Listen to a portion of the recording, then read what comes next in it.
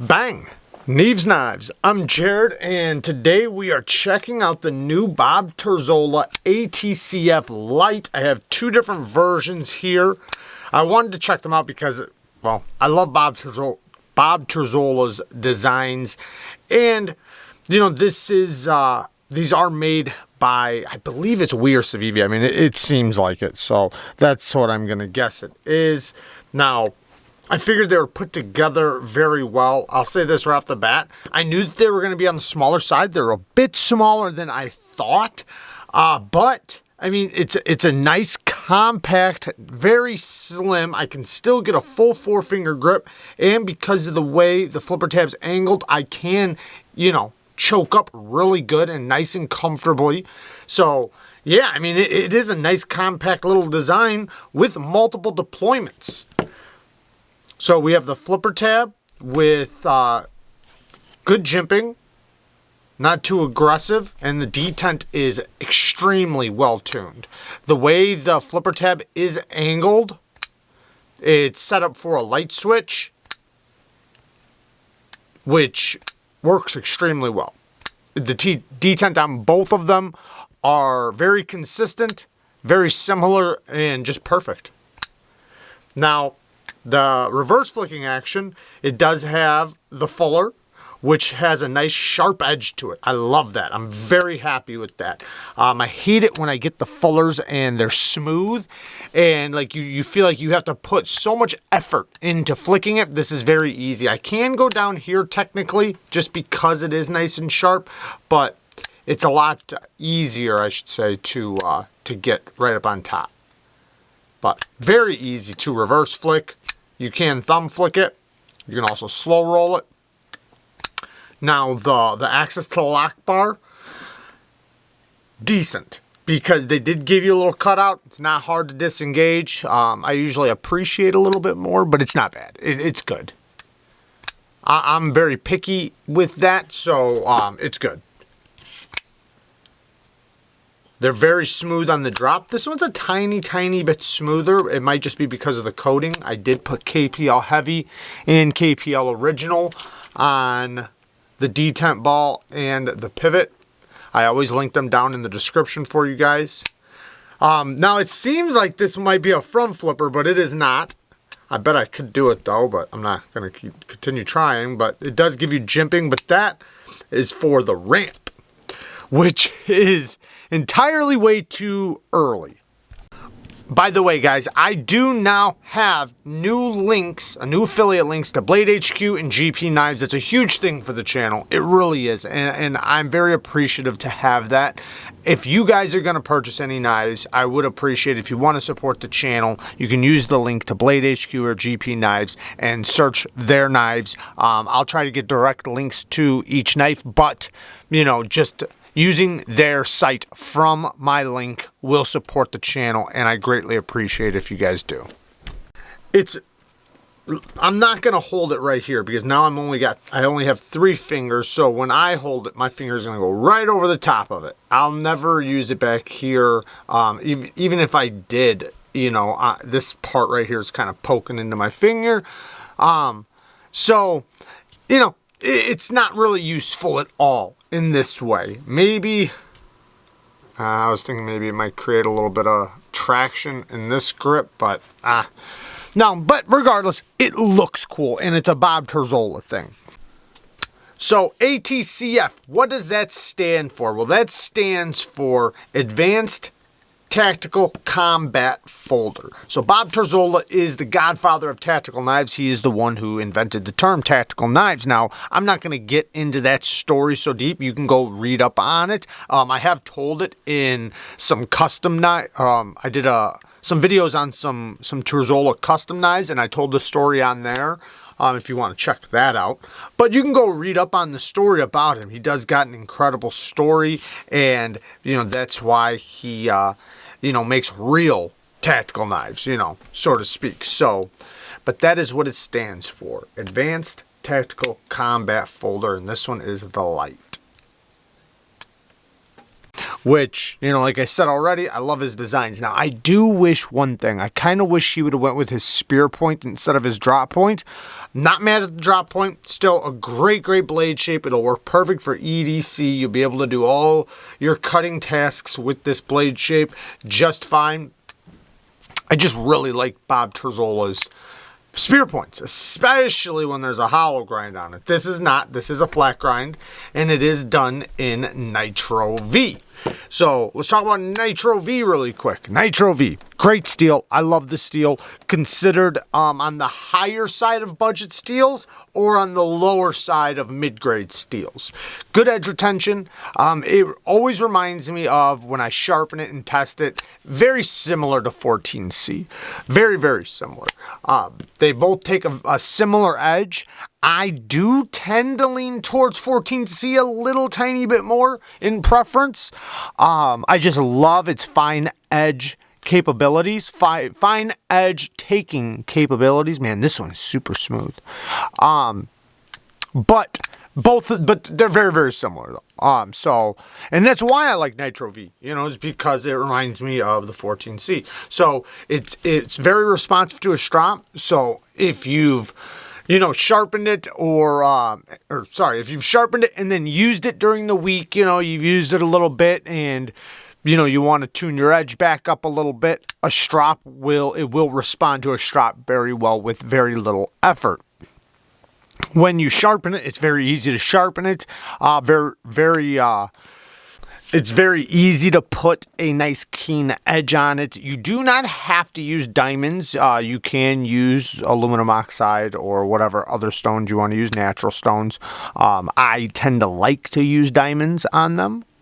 But yeah, and then it holds an edge pretty good. Now, it's not the longest edge holding steel, but, you know, it's still really good. And it's a steel that most people could get by with very well. You know, it's not a steel that goes dull extremely fast or anything like that. And with Civivi's, this isn't their Nitro V, but with their 14C, I did do a controlled cut test on their 14C, and it did perform very well. In a 1-inch section, it cut well over 200 feet of cardboard in a 1-inch section, and it was still pretty sharp. Like, it wasn't super dull or anything like that. Like, I could have easily stropped it and brought it right back. And Nitro V, in some cases, even outperforms 14C in edge retention. Sometimes it doesn't, sometimes it does. You know, like I said, they're very similar. But this one, the geometry, the blade stock thickness is nice and thin, but the geometry is a little bit more on the robust side. Not super robust. I'm guessing the thickness behind the edge is very thin just because it has a high angle. Yeah, 15 thousandths behind the edge, but, you know, it's not a very broad blade, and, you know, they don't start the grind at the top, so, you know, they have to get from, I think this is 120 thousandths thick blade stock thickness. That's usually what CV does. 117 on this one. So, you know, just under 120 thousandths blade stock thickness, it has to get down to 15,000. So pretty quickly, but it's not like super robust. I'm not saying it's robust in a way that it's hard use or anything like that. It just, you know, it could be a little bit thinner, but it's fine though. It's good to go. Will definitely take a good edge. You can lower your angle. Now, the one issue is this sharpening choil. And it's not that big of an issue. It's decent, but, you know, they did keep the plunge grind back, which I'm very thankful for. So I don't want to make it seem like this is a bad choil. You can see the plunge grind where it starts right here and it ends right there. So you have from here, when you start sharpening and it removes the steel as you sharpen, you have all of this life to sharpen off. Now, that's not that much if you lower the angle. Now, if I kept the same angle, yes, I would have quite a few sharpenings. I mean, you see how big the edge bevel is. However big that edge bevel is, you know, I could probably get 3 good sharpenings on it before it'll start hitting that plunge grind. Now, when I lower my edge angle back, because I don't know what this one is, but I'm guessing it's like 25 degrees per side. But if I lowered it back to say 15 degrees per side, I'm going to eat up all that steel. It's going to be at least very close to it. One good sharpening at 15 degrees per side, and it's going to be very close to that plunge grind. So, you know, if they would have moved this notch out just a little bit more, you'd still be covering it choked up, and you'd have a bit more sharpening to get out of it, or a bit more steel to remove. But it's fine. You know, it's still good to go. And one good thing is that this is internal stop pins. So, and I love internal stop pins. It makes it to where the stop pin is resting like this on both sides of the liners. So it helps with side-to-side strength, and there is no play any direction. And since there's no stop pin back here, I can easily add in a new notch if I want to. So if I do decide to lower the angle back and it does hit the plunge grind, I could take a carbide cutting wheel or even a diamond file or something like that. I would use a Dremel though, and easily just cut in a notch within, you know, a few minutes. Now the clip is a really nice clip. I like this clip. It is reversible. Yes, it is reversible. They have a notch right there. So it's as deep as you can go while also being low profile. And it, you know, it just looks like it's going to work great. Now the G10 is very grippy though. I mean, this is some grippy G10, but because of the clip, well, I guess I could just try it really quick.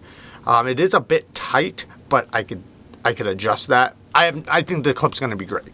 It seems like it'll work really good in and out of the pocket, and it'll be nice and deep. In hand does not bother me, not even a little bit, because it just lands in a good spot. So no issues at all with the clip. They did a good job on this knife. You know, it is definitely well thought out. Lefties are going to be happy because you can easily spidey flick it or reverse flick it without locking yourself out. Simple design, good looking design. Even in reverse cuts, you know, it should be able to trap material relatively good, you know, with a little angle of the wrist. The finish is a stone wash, which looks really good even on the coated version. I had to get a blacked out one. Now this makes it to where I could technically swap these scales. That's why I got two of them. I can swap the scales. I could make, you know, I could switch it up a little bit, but I think the blacked out version looks really, really good. However, you know, I do think that it would look good the opposite way as well. So now I can do that. Detent, man, it is a good detent on this. You can actually hear it. I think most people know the size of the Civivi Elementum. This is a perfect size reference. They are basically the same exact size. This is a little beefier in the handle. This is definitely thinner. And this is the slimmer version too. I think it is. Let me just look at it over here. Yeah. So even with the S35VN version that is slimmer than the original, it's still a little bit thicker than this one, if it'll focus. So you can feel this is a bit slimmer than this one. So yeah, perfect size comparison right here, the Civivi Elementum. Here is the Altus. I'll just give you guys one more. The Civivi Altus is a little bit bigger, not by much, but a little bit. So a little bit longer, which that's a small knife too. But this is a great size for most people. Most people don't want or need over a 3-inch blade. It's compact, thin, slim, relatively slicey.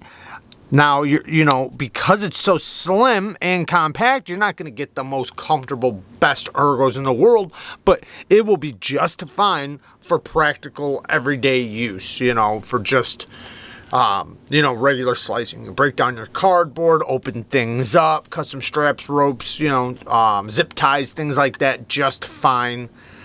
So I'm very happy with it. I think that this thing has the potential to be very popular. Now the one, oh, I want to call it a downfall, but you do have to consider that Bob Terzuola is the designer. Bob Terzuola is a very, very popular designer and has been around in the community or been a knife maker for a very long time. To get his custom knives, it's expensive, like really, really expensive. So this being $99, is it worth it, right? There's a lot of other knives with the exact same materials for half the price. Maybe not half. I guess Nitro V, most knives in the Nitro V range are, you know, going to be around $60. So, but you can get from around $50, 50, 55, $60. So $25 less. You can get even $30 less in some cases. You can get about the same materials at least. Now, not the same design, not the same designer, not this knife. So if you want this knife, you got to pay the money, right? But a lot of people might argue that it's a little overpriced. But, you know, Bob Terzuola is a USA designer that, you know, is a bit of a badass, right? And like I said, you know, his knife designs or his actual custom knives they're up there, and well deserved. You know, he's put in the time. He's put in the work to get those prices, so not mad at it at all. Now these are done by WE knives or, you know, Civivi knives, so, you know, they're obviously going to be much, much more affordable, and he's going to have to get his cut. You know, it's his design and everything, so I'm not mad at it. And I obviously bought 2 of them, so not only to support Bob, but also because I love his designs, and, you know, I figured I would like it. So, but anyways, let me know what you guys think down in the description. I think it's cool, man. I think, like I said, compact, lightweight, easy to carry. You know, it's a good size as a small knife. I think it's a great backup or even a primary for a lot of people. So there you guys go. I love you guys. Thank you guys for watching. Peace.